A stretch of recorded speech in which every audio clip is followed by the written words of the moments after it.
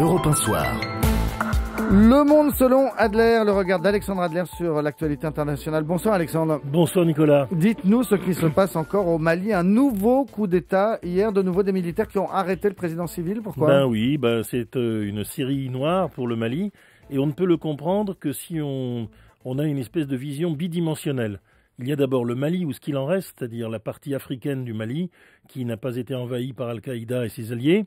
Et puis, il y a aussi quand même, justement, ce contexte où on se prépare difficilement à une contre-offensive pour libérer toute cette partie nord du territoire, Tombouctou et Gao notamment. Alors, si on prend les choses sur le plan intérieur, on a des militaires qui quasiment maintenant contrôlent le pays depuis qu'ils se sont mis en grève puis renversé le président Touré, et ceux-ci continuent à faire la loi.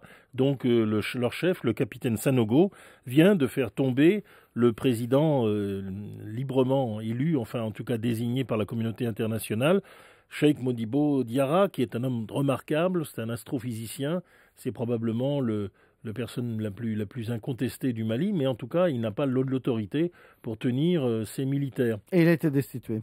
Voilà. Et alors maintenant, deuxièmement, est-ce que ça va retarder ? Oui.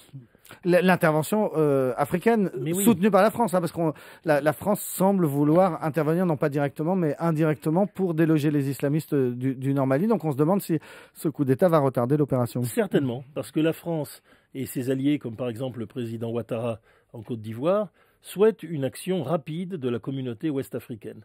Et puis, les États-Unis, qui voient les choses d'un peu plus loin, ont peur que cette opération n'échoue, et donc ils disent rien ne presse. Et alors là, effectivement, ça tombe tout à fait dans les intérêts du capitaine Sanogo, qui lui aussi est beaucoup plus fort pour renverser les présidents que pour aller se battre dans le Nord. Et donc, effectivement, ils vont trouver des raisons et une nouvelle crise politique pour, encore une fois, procrastiner, empêcher que l'on réagisse suffisamment vite.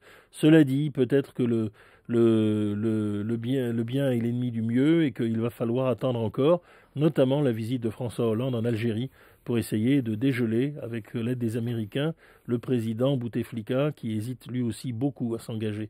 Finalement, les hésitations des uns et des autres font le jeu d'Al-Qaïda, ça ne fait aucun doute.